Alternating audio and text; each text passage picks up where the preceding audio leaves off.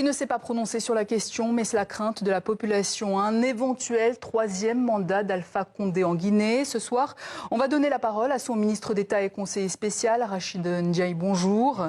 Vous étiez venu sur ce même plateau en avril dernier. Les velléités de modification de la Constitution étaient déjà là. Aujourd'hui, l'ambiguïté est toujours présente. Modification de la Constitution ou pas, troisième mandat ou pas. Entre-temps, il y a eu des manifestations, il y a eu des morts également en Guinée. Est-ce que ce n'est pas le moment d'avoir un discours de clarté à la tête de l'État? Est-ce que oui ou non, Alpha Condé veut briguer un troisième mandat, monsieur le ministre? Non, je crois que c'est d'abord le narratif qui ne correspond pas. En réalité, aujourd'hui, les gens ne manifestent pas à propos du troisième mandat. La manifestation repose sur la contestation d'un projet de constitution qui a été soumis à la consultation nationale avec le Premier ministre. Une consultation au cours de laquelle l'ensemble des partis politiques de force vive, à l'exception d'un ou deux partis, se sont exprimés. Je crois que le président lui-même, comme vous avez pu le constater, n'a jamais parlé de troisième mandat au moment où nous parlons. Ce qui se passe aujourd'hui, nous constatons tout simplement qu'il y a une espèce de disproportion totale entre les motifs des revendications et les actes qui sont posés sur place. Au moment où nous parlons, vous vous rendez compte que parce qu'un certain nombre de citoyens s'opposent à un projet de nouvelle constitution sans cette discussion, il y a des leaders politiques. Mais l'ambiguïté est là, monsieur le ministre, ça vous ne pouvez pas le... Pourquoi ne pas faire taire les rumeurs, tout simplement, à ce moment-là, de la part d'Alpha Condé? Pourquoi ne s'exprime-t-il pas clairement? Non, le président s'est exprimé. Il a dit très simplement que pour l'instant, il a du travail à faire. Je vous fais remarquer que l'Assemblée nationale, le mandat de l'Assemblée nationale est arrivé à expiration depuis 1 an. Les députés qui protestent aujourd'hui, leur mandat est arrivé à expiration. Le projet de nouvelle constitution, qui va être la 5e constitution dans les 60 ans d'histoire du pays, c'est un objet d'un débat qui est posé au nom de la société. Je crois que ceux qui ne sont pas favorables à ce projet, ils ont tout à fait la possibilité de s'exprimer. Vous avez vu par exemple que, effectivement, vous marquez qu'il y a eu des événements de violence. Mais quand les manifestants s'organisent, qui prennent attache avec l'administration, avec les forces de sécurité, les manifestations se passent sans incidence, sans violence particulière. Je crois que ce que vous notez également que des personnalités ont été interpellées, ils ont été interpellés pas par le président ni par le gouvernement, par la justice, comme chez les Catalans à Barcelone, comme chez les Gilets jaunes ici. C'est la justice qui est indépendante, qui a décidé de prendre un certain nombre de mesures contre des actes d'appel à l'insurrection, les actes à la sédition, ce qui est beaucoup grave. Je vous fais remarquer... Mais quel est votre avis sur ces arrestations? Je rappelle, sur ces arrestations et cet emprisonnement, prison ferme pour 5 responsables du Front National de Défense de la Constitution pour, dit le tribunal, provocation directe, un attroupement non armé par des écrits et des déclarations. Qu'est-ce que ça veut dire, qu'on n'a pas le droit de s'exprimer en Guinée aujourd'hui? Non, mais on a le droit de s'exprimer, mais on n'a pas le droit d'appeler à la violence, on n'a pas le droit d'appeler au meurtre, comme vient de le faire le conseiller politique du principal leader de l'opposition, le chef de l'opposition, dont le conseiller politique déclare à Paris qu'il faut tuer le président. Vous imaginez? Ça, ce sont des propos qui tombent sur le coup de la loi. Maintenant, si on retient le principe de la séparation du pouvoir, naturellement, le président ne peut pas intervenir dans des affaires qui relèvent de la justice. La justice a prononcé une condamnation pour des actes qu'il considère comme répréhensibles. Maintenant, la sortie de cette crise, on peut estimer qu'à un moment donné, tout ce qui revient au président, c'est à un moment donné, s'il veut utiliser son droit de grâce, mais il ne peut pas se substituer à la justice. Par rapport à la modification de la Constitution, pour vous, il n'y a pas ambiguïté sur un éventuel troisième mandat d'Alpha Condé? Enfin, les gens veulent... Et vous ne l'entretenez pas? Non, mais les gens veulent lire un livre qui n'est pas encore ouvert. Aujourd'hui, le fond de l'affaire, c'est la modernisation des institutions. Et je vous fais remarquer... Donc, modification de la Constitution, quels sont les points à modifier par rapport à la Constitution de 2010? C'est une nouvelle...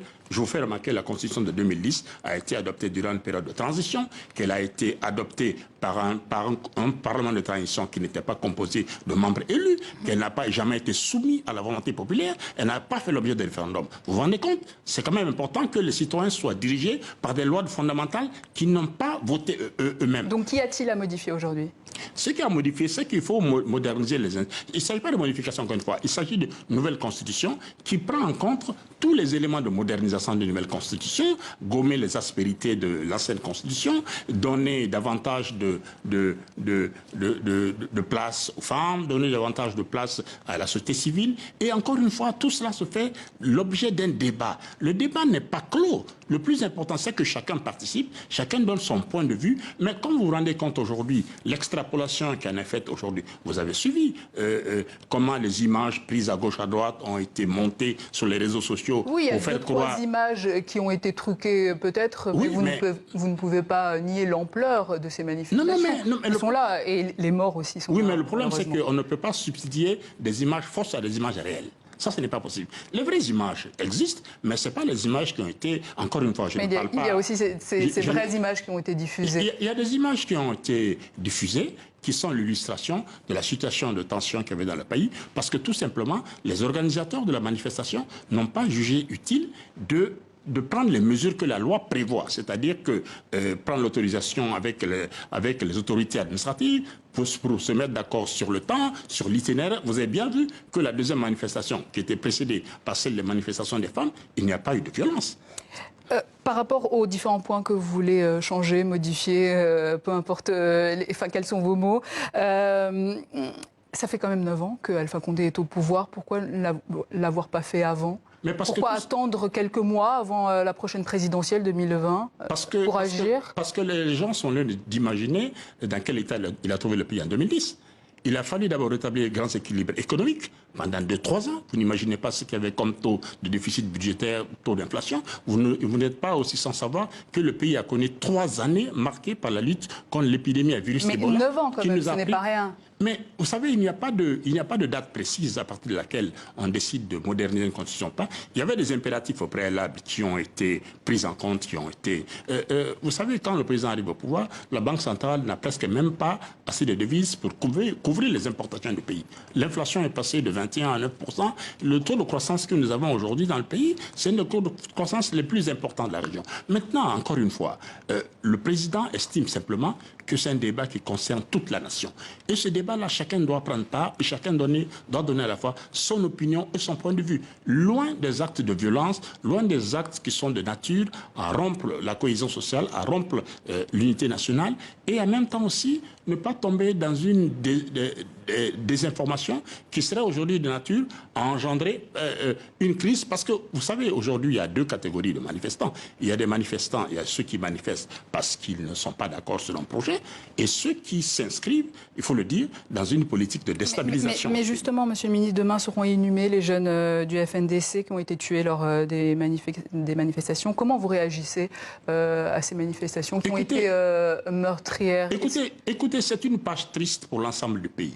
Je crois que par rapport à la mort d'un certain nombre de citoyens, les enquêtes continuent pour savoir dans quelle mesure ces citoyens ont perdu la vie. Je crois que c'est pourquoi l'appel a été lancé, pour qu'il y ait moins de points de convergence, pour que les manifestations puissent se passer dans un cadre légal, dans un cadre sécurisé, afin qu'on combine à la fois la volonté de donner aux gens la possibilité de donner leur opinion, et en même temps la volonté de préserver la paix et la sécurité du pays. Je vous fais remarquer, il n'y a pas que les arrêts, il y a aussi aujourd'hui des gens qui ont été interpellés. La police est en train de faire son enquête pour voir quel a été leur rôle, leur présence durant ces événements difficiles, pour ne pas rentrer dans l'amalgame. Mais s'il y avait un discours de clarté, peut-être qu'on n'en serait pas arrivé là. Mais discours de clarté, il est assez clair.